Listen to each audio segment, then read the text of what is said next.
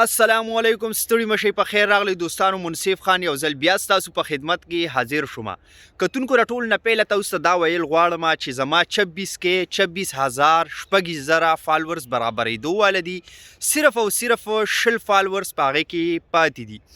بله خبره راته دا کول غواړم چې الحمدلله چې زما په هره ویډیو باندې ویوز ښه راځي، شکر الحمدلله ډېر ویوز پرې راځي، خو نه پوهېږم چې لایک پې ولې کمي. نو که کوم ملګری هم زما ویډیوګانې ګوري مزه هم ترې اخلي نو دا به زیاتې وي چې تاسو لایک نه ورکوئ. نو لایک هم ضرور ورکوئ چې زموږ حوصله افزایي کیږي او موږ ته سپورټ میلاویږي.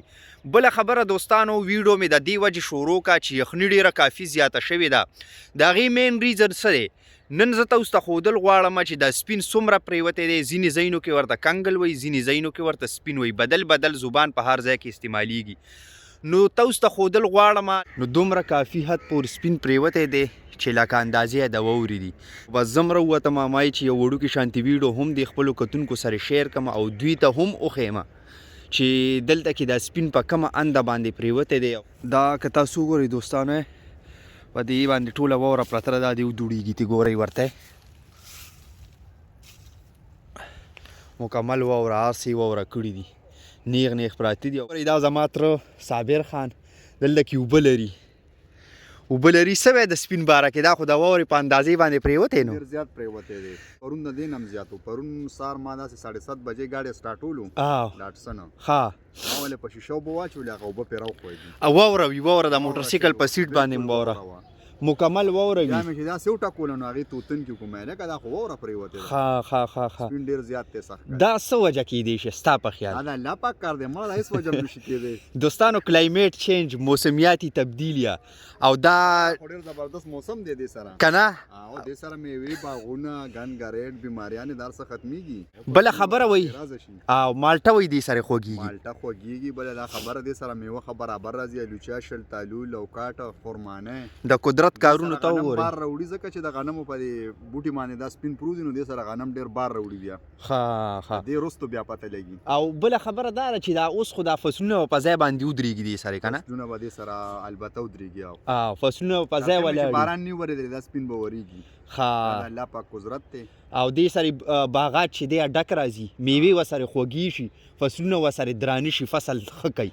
د دې زور چې دی وروسته وځي او دا اوبه له خیره سره یې لري، دغه مخامخ نیر دی او بس دلته کې اوبې راخوشې کړي دي، پټي ته اوبه بوځي که نه.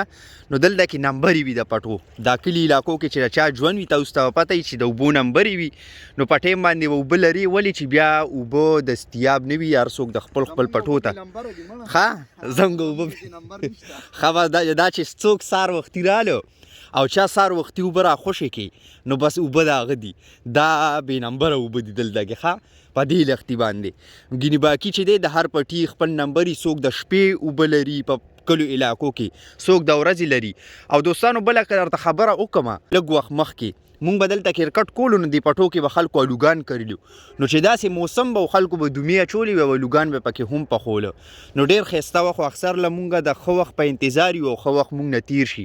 نو ځکه درته یم چې د هر وخت نه او د هر ټایم نه مزال یو ښه په خوشحالۍ باندې ژوند تېروئ.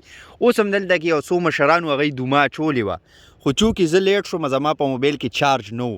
بس دا کنګل تاسو وکتلو، دا سپین تاسو وکتلو، دې هکله باندې سپین مخکې اړو پرېوتی نو اوس لږ نور هم راووتو. سهار وختي که ما تاسو راوستی وئ نو د دې سپین څه بل شانتې پوزیشن او پرون د دې نه هم زیات و. نو بس دا څه وړه شانتې ویډیو وه چې تاسو سره مې شیر کړله. امید لرم ویډیو به م خوښه شوي او اوس زه تاسو نه په دې ویډیو کې دلته اجازت غواړم. انشاءالله یو ځل به بیا په یو نوي او ښکلي ویډیو کې تاسو سره مخامخ کېږم. د لوی الله په امان.